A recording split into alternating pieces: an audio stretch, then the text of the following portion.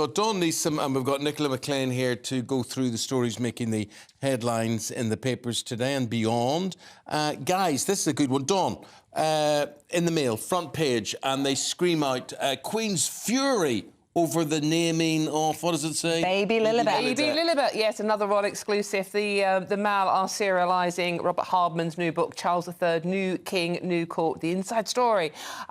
He works with them, doesn't he? But they're serialising it. And this is they've already had the line about Elizabeth's last hours, which was lovely, wasn't it? Yeah. Peaceful, no pain, etc., etc. But also commitment to duty, working oh, God, right the fact to that she was minute. opening boxes and writing this on a deathbed. I mean, a heroic dedication to duty. This is obviously the ongoing saga of the Sussexes, who at the time when baby Lilibet, their little girl, was born, claimed they had the Queen's permission. They would not have used, because she infamously couldn't say the word Elizabeth when she was a little girl herself. So as a nickname, it was only ever used by a mum, a dad, a husband and a sister, basically. But the Sussex called their little girl Lilibet, and they claim at the time that they had the blessing of the Queen to do so. And if you even challenged that, they would get a lawyer's letter sent out to you, and the lawyers in question were shillings. And as a newspaper editor, I had lots of letters from them as well. They're not nice people.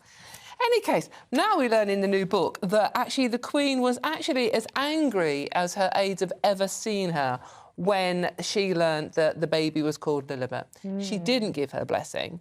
She wasn't happy with it. Was she angry that they had falsely said she'd given her blessing, or angry at the use of her pet name as... I think it's angry more at the fact that they implied she had given her blessing. Right. They were taking her, her name in vain. So quite recollections may vary. Recollections, once again, indeed, varying an awful lot here. Should she not have felt privileged that they loved her so much that they wanted to call their little... I think most grannies would, wouldn't they, if that was the decision? I mean, Come on, why are they calling their child Lilibet?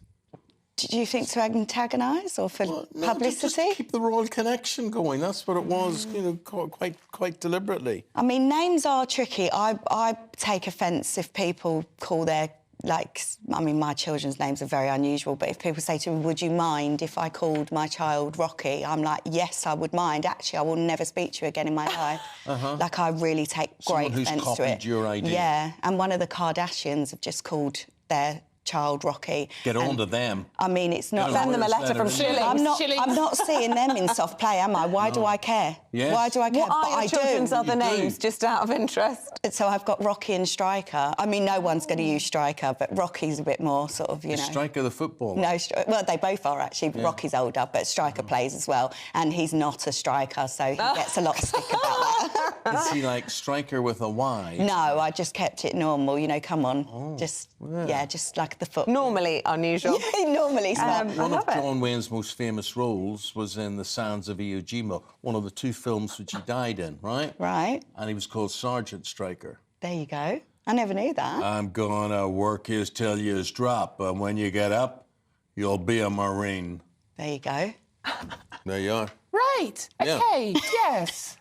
Thank you. Let's talk about the low birth rate, shall we, Nicola, seeing as we're talking about baby names. Typical family size set to shrink by a third over the next 70 years. People are having fewer kids and hence fewer siblings and cousins. The only comment I have about this is it doesn't seem to be across the board that families are shrinking from just previous census. There are certain demographics who are having more children than others. But what are those demographics? Well, they tend to be first-generation immigrants into this country, tend to have larger families, and people who have been here for generations are tending to shrink, is what the census has shown me. But what's the Star's take on it all, Nicola? So they're saying that they expect the largest decline to be in South American and Caribbean cultures, and they're saying that they'll shrink by 70...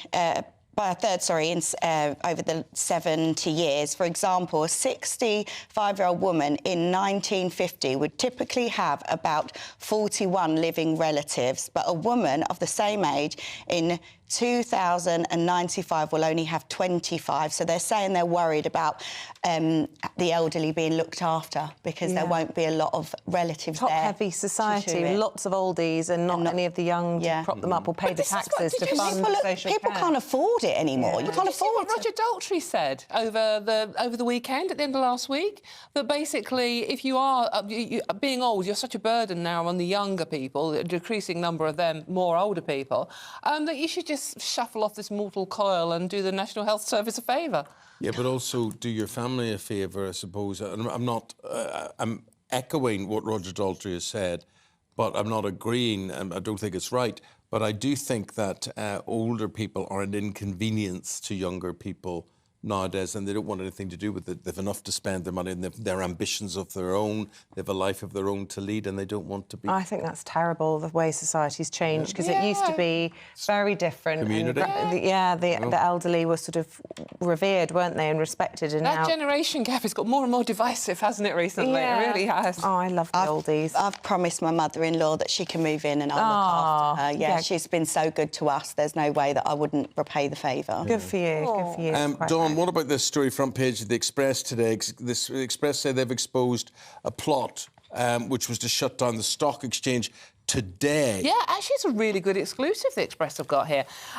Police have made 6 arrests after the Daily Express infiltrated a group of pro-Palestinian protesters who had a plan to shut down London's stock exchange today, but the Express handed their dossier, as they say, to the police and got it stopped down. I mean, this group wanted to basically, it's Palestine Action, say their aim is to direct actions to shut down and disrupt multinational arms dealers who supply Israel with weapons. And the stock exchange, obviously, is where most of the trading, global trading, happens. And they thought if they shut that down for the entire day by literally chaining themselves to the front, we know how they work now, chaining themselves to the front and back doors and spraying red paint over everything to signify the blood of innocent Palestinians being killed, which no one agrees with, by the way.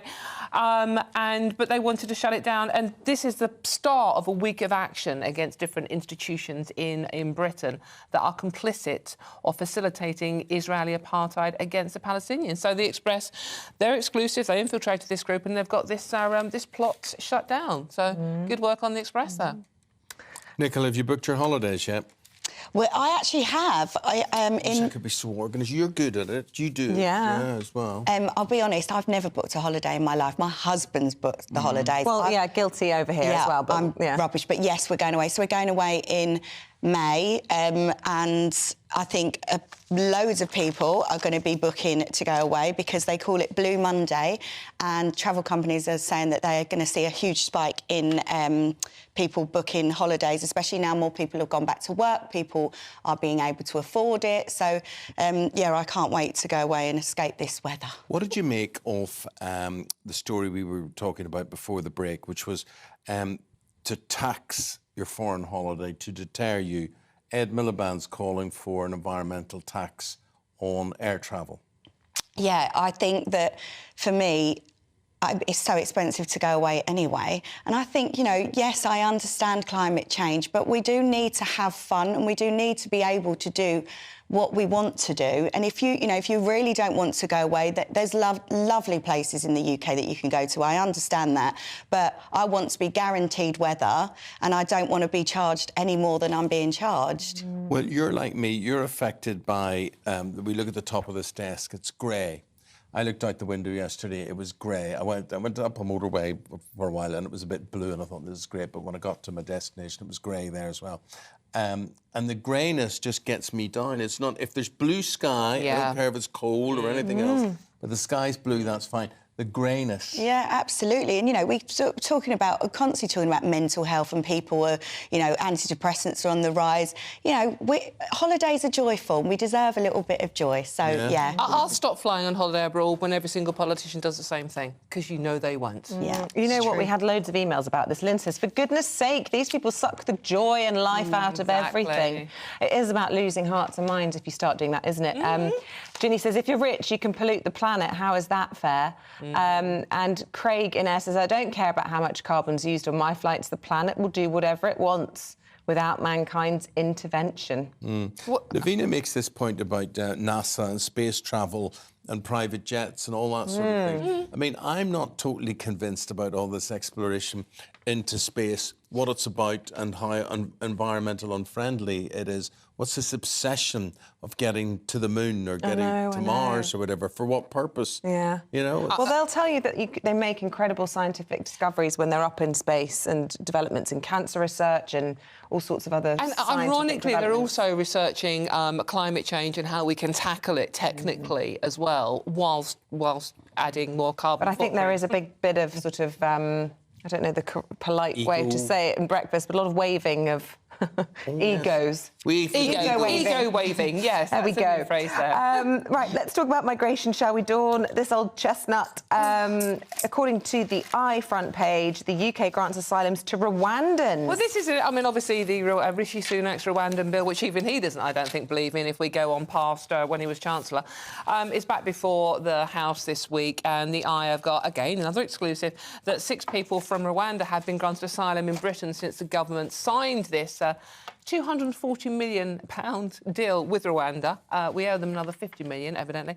But we've had 6 people from Rwanda claiming asylum here, which we have granted. Now, we don't know the reason why they were claiming asylum, which just makes a mockery of the fact that the government's saying Rwanda's a really safe, lovely country. You shouldn't be frightened to be sent there. So it's just, again, the hypocrisy of the Rwanda bill saying Rwanda's safe, and then we're giving people asylum from... So we don't know why these asylum seekers were granted asylum in this country. It could be a personal thing rather than the Rwandan government as a whole. But yeah, it is a bit. It's not good timing with the Rwanda bill before government this week again, is it? Yeah. How do we think that's going to play out this week, other than to just expose the factions even more within the Tory party? I mean, you've got, on the one hand, you've got Lee Anderson, who's deputy chair of the party, in the papers this morning saying, you know, he's a senior cabinet minister, saying that he will vote against the current Rwanda bill unless the amendments go. And then you've got a very senior I think the former Attorney General, Sir Robert Buckland, saying, well, I will not vote for the amendments if they come through. And Suella Braverman on GBNEWS last week was saying, you know, this needs to be tightened up. It's not tough enough as it is.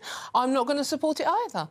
It's just horribly divided, but both parties are the same. I mean, Labour aren't having much luck with their immigration policy, whatever it actually is. Well, divisions. Divisions. That's what the whole year is going to be about, isn't it, this election year? Oh, only a year to go, isn't exactly, it? This time next year. Low alcohol drinks. Do any of you indulge in a low alcoholic drink? That'd be a no. That would be no. So it's not. You're not it's not. No. Given what we've just been talking about, a whole year of electioneering, no. I think this is not a good time to be doing dry January, February, March, April, May, June, July. No. I can never understand either. Like the low. So in the Mail today, they're saying that they're worried about the rise in low alcoholic drinks, and that you know, people won't buy them because they've actually increased just in time for dry January. Yes. But I don't know. For me, I'll either drink a glass of wine or I'll drink a Diet Coke or a water. Like, I don't understand the low alcohol thing. I totally agree. You either drink or you don't drink. You know, it's to try and trick your brain, I think, isn't that the idea? That your brain thinks, oh, I'm having a drink, and you relax. But I wouldn't need that. Like that for me is like weird, you know. If it really is, I don't really understand the rise of non-alcoholic. But Stephen Dixon was saying, because he has been teetotal for something like 20 years, and he's saying that he felt like an outcast in pubs for decades, and that now he can stand around with the lads with a non-alcoholic beer and feel included. So I suppose the rise of non-alcoholic drinks in that sense makes. I mean, you're not a drinker, are you? Never drank in my life. Do you drink a non-alcoholic drink? No. Because I don't feel the need to. I don't feel the need to substitute anything, and I've never felt excluded. It's just I find good company.